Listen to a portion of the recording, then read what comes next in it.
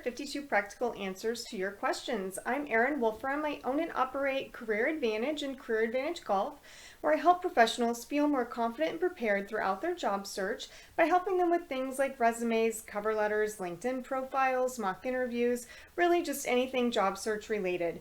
But each week on this podcast, I answer one question from the public. So I'm really excited today to have a guest with me to give us a human resources perspective. So Missy Dre is here with Land Plan Engineering, and Missy and I know each other from our local Society for Human Resources Management chapter. So Missy, please go ahead and introduce yourself. Yes, well, thank you, Erin, for having me here. This is, I think, going to be a really fun opportunity. My human resource experience mostly comes from the last 3.5 years that I've been working for Land Plan. We're a company of about 25 to 30 civil engineers, community planners, landscape architects, and land surveyors. And we have 2 offices, one here in Lawrence, in Kansas, and then the other one is in the Woodlands in Texas. And I am an HR department of 1 for both of those locations. And this week's question is, how popular are video resumes? And I think that just to start, I feel like this answer really depends on the industry that you're in. And, Missy's going to give us her perspective here in a minute. But, I would just say that from my perspective, there certainly are some more creative fields where that could be something unique and different that you do that could make you stand out. But I don't think, personally, that this is going to become, a common practice. You certainly could maybe include a little video on your LinkedIn profile, for example, as an introduction, or if you have a portfolio that you're going to be using throughout your application process. I think that this, could be something that could just add a little bit of value, creativity. If you're in technology field or creative field, it can help you show off your skills. But I don't think this is something that everyone certainly needs to rush out and do.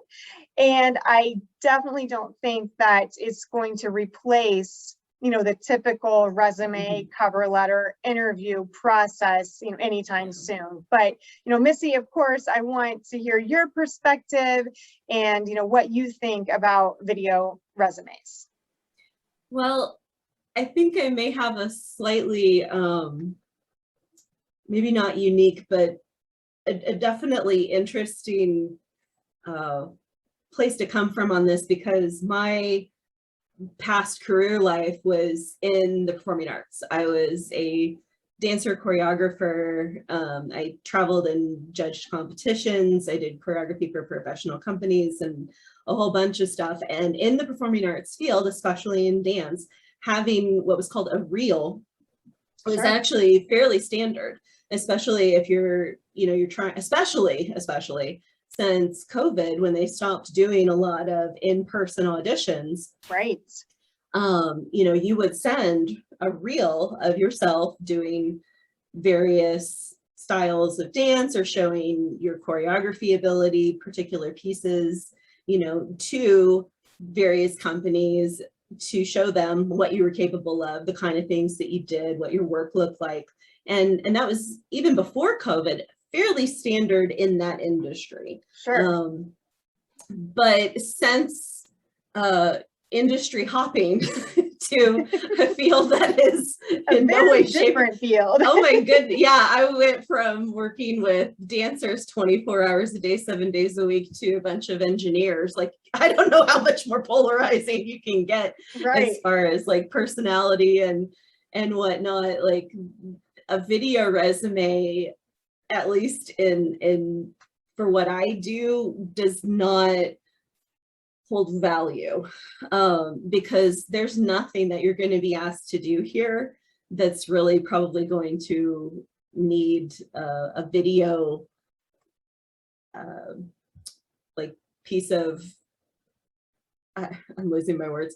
There's not a good example that you need to show me of what you can do from video that I'm not going to be able to get from you actually just coming in and doing the job, or getting an idea of the kind of experience that you've had based on your resume.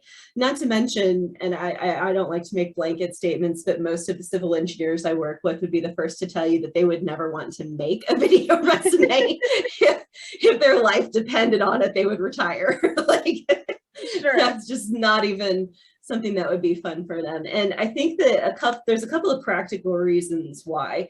You know, I have a close friend who is a videographer. It makes total sense for him to have a compilation of things so that you can see how he creates transitions in video, and how he puts things together, and how he layers effects, and how he puts the audio on top of and coordinates it with other things visually. Like, that makes sense. Yes.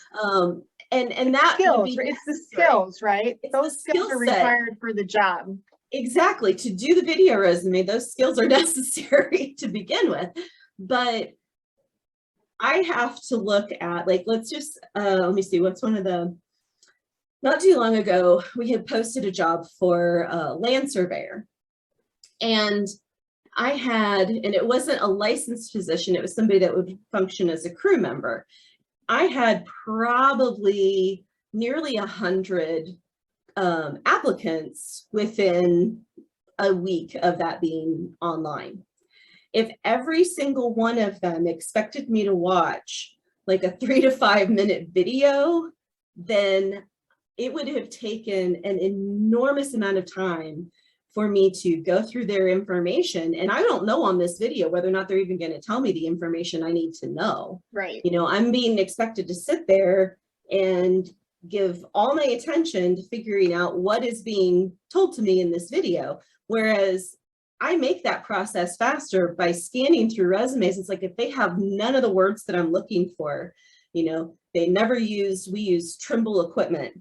If they never used Trimble equipment, if they never did any land survey, let me see, they never did a lot pinning, you know, or certain things, like, I can look through a resume, and especially because I've had to do it so much, I can do it very quickly, and I can scan through things, and I can identify, oh, this person has several things that I'm looking for. I'm going to give this one a deeper look, as opposed to another one, like this one, I don't know, they were a barista at Starbucks, not quite sure why they applied for this, you know. Like, if that's they don't have any land experience, the land survey experience, so maybe that was not maybe they weren't sure but that'll take me 30 seconds, as opposed to being expected to sit there for however long this video is going to last, which I won't even necessarily know. And there's just really not any information that you're going to show me in a video that's going to be more useful than what you can just tell me about your experience in a few words, and then get you in here to have you start talking to our survey manager, who can speak the lingo way better than me, and then they can really tell what you've done. Absolutely. So I really don't see this as something for regular, like, desk jobs, you know, and corporate things, that this is necessarily going to become a thing. And if it is, then I quit. Right.